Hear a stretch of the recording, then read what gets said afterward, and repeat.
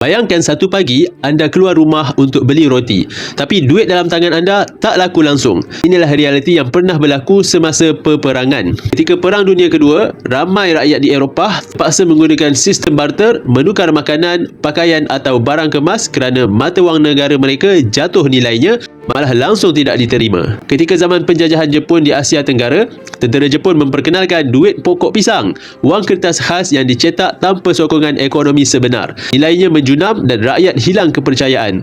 Apa yang berlaku selepas itu? Emas, perak dan barangan berharga kembali digunakan sebagai medium tukaran. Dalam keadaan yang kucar-kacir, hanya mereka yang menyimpan emas yang mampu bertahan.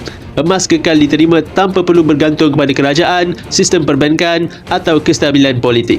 Sejarah membuktikan apabila sistem kewangan runtuh akibat peperangan atau krisis, emas menjadi penyelamat.